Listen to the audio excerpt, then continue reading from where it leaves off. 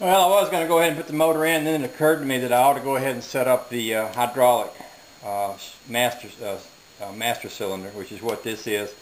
Basically, the pedal I have down there will push this in, and that will shoot fluid out into that hydraulic cylinder and make this whole thing work. One of the things I'm going to have to do is to make a stop on the back of the pedal.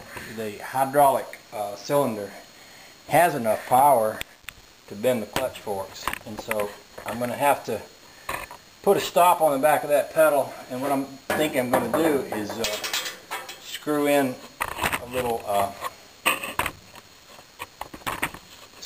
little bolt on that piece of metal that's sitting right back there, and have it where I can adjust it up and down so that it touches that pedal, so that I can control how far up and down that pedal will go, which will allow me to control the pressure that's going to the throw-up bearing. And I ought to do that right now. I'm thinking before I put the motor in there, it'd be a lot easier to get over in there and weld up that little thing right now. It's going to be once the engine's in the way. I'm trying to see if you can see what I'm looking at. I'm looking at that pedal. It looks like a bent wrench down there. That's the one that's going to have the adjuster, the limiter on it. I'll get to work on that.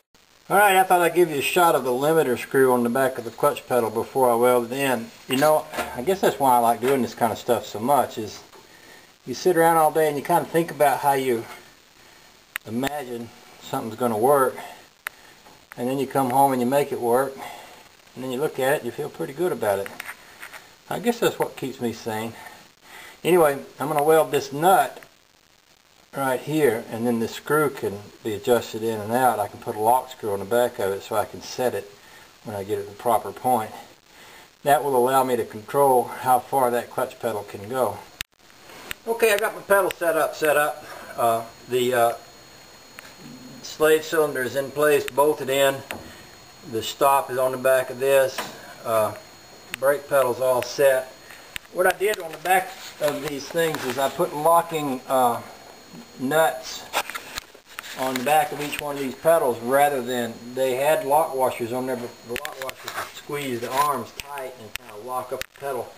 With the locking nuts, I can lock them in place where the vibrations won't make them come out, but still leave enough play so that that shaft doesn't bind where it goes around the base of the pedal down there.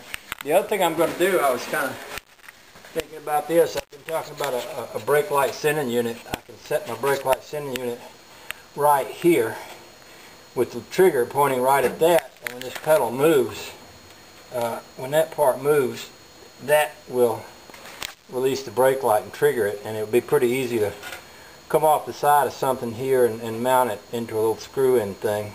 That should work just fine. That's what I'm thinking for right now anyway. So I guess the next thing to do is go ahead and set the motor over in here. I'm going to do that tonight.